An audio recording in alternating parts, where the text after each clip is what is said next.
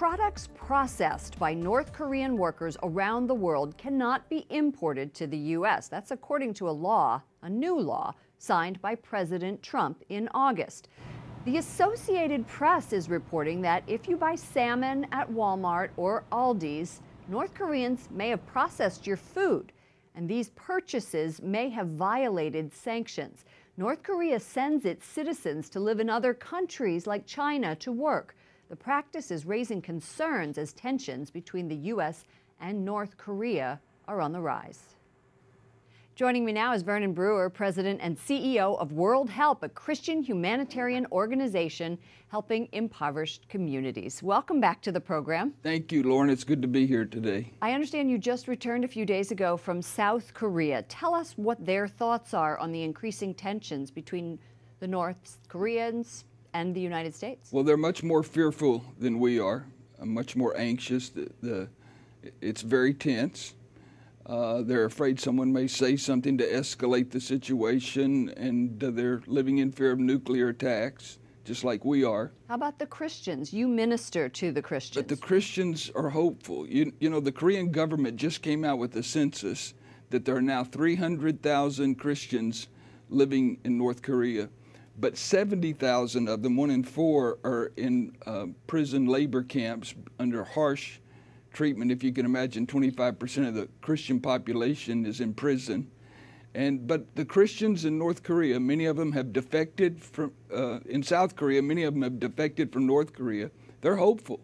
I attended a prayer meeting with 200 South Koreans who have family members in North Korea, and they were crying out to God on behalf of their family, and they told me that the North Koreans are not our enemy. They're our brothers and sisters, and we must pray for them. What we heard earlier about this salmon showing up at Aldi's and Walmart and the living conditions that these North Koreans are in China, where they are helping to get the product out to the United States, is horrible. We know that the inhumane treatment of the North Korean citizens is something that is on the minds of everyone.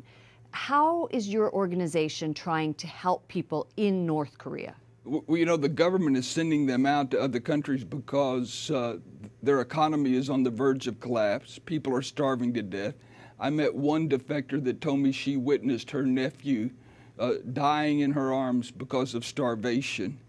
And the Christians are risking their life. If they're caught distributing a Bible or even caught with the Bible in their home, they're immediately sentenced to a 15-year prison sentence.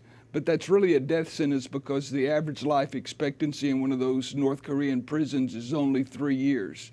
So they're willing to risk their lives just to get a copy of a Bible or to give someone else a copy of a Bible. President Trump has said at the UN, if it's forced to defend itself or its allies, we will have no choice but to totally destroy North Korea. Your thoughts on that? I wish he hadn't have said that. I'm not sure how helpful that is. We're dealing with a madman in North Korea who's not rational. But at the same time, there's hope. Thank you so much for what you're doing and for enlightening our audience about what is happening in North Korea. Vernon Brewer, President and CEO of World Help.